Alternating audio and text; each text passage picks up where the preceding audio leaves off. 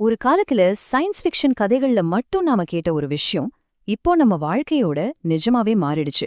Artificial intelligence, அதாவது AI, நம்ம கார்கள்ல இருந்து நம்ம ஆபீஸ் வரைக்கும் எல்லா இடத்துலயும் முடிவெடுக்க ஆரம்பிச்சிடுச்சு.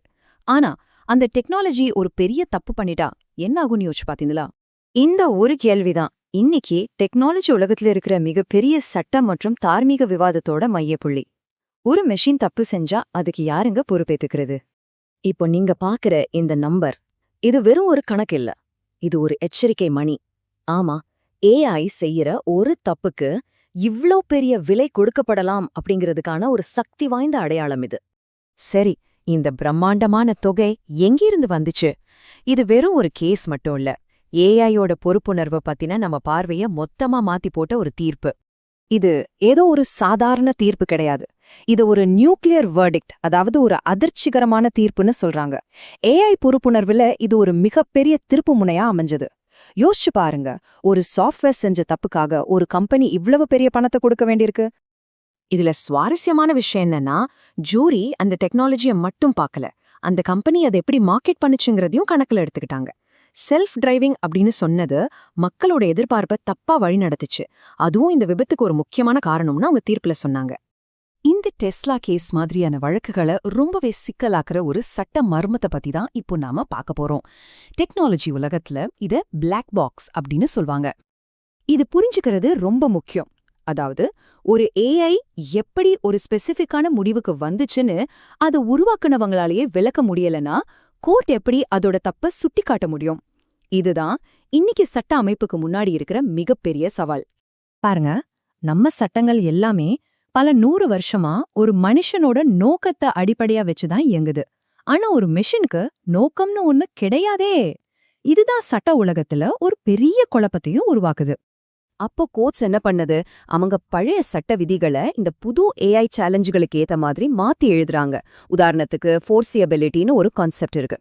முன்னெல்லாம் ஒரு குறிப்பிட்ட தப்பு நடக்கும்னு கணிக்க முடிஞ்சா மட்டும்தான் கம்பெனி பொறுப்பு. ஆனா இப்போ அப்படி இல்ல. பொதுவா இந்த மாதிரி ரிஸ்க் எல்லாம் வர வாய்ப்பு இருக்குன்னு தெரிஞ்சாலே போதும், கம்பெனி தான் பொறுப்பேத்துக்கணும்னு சட்டங்கள் மாறிட்டு வருது. இது நோக்கத்திலிருந்து ஆபத்தை நோக்கிய ஒரு பெரிய ஷிஃப்ட். முக்கியமான விஷயம் இதுதான். எங்க ஏஐ எப்படி வேலை செய்யுதுன்னு எங்களுக்கே தெரியாதுன்னு சொல்லி இனிமே கம்பெனிங்க தப்பிக்க முடியாது. ஒரு குறிப்பிட்ட கோளாறு எப்படி நடக்கணும் கணிக்க முடியலனாலும் பொதுவா என்னென்ன ஆபத்துகள் இருக்குன்னு அவங்க முன்கூட்டியே யோசிச்சு அதுக்கு நடவடிக்கை எடுத்திருக்கணும். சரி, இந்த புது சட்ட போராட்டங்கள்லாம் எங்க நடக்குது? முதல் போர்க்களம் நாம ஒவ்வொரு நாளும் பயணிக்கிற நம்ம சாலைகள் தான். இந்த டைம் லைன் ஒரு விஷயத்த ரொம்ப தெளிவா காட்டுது.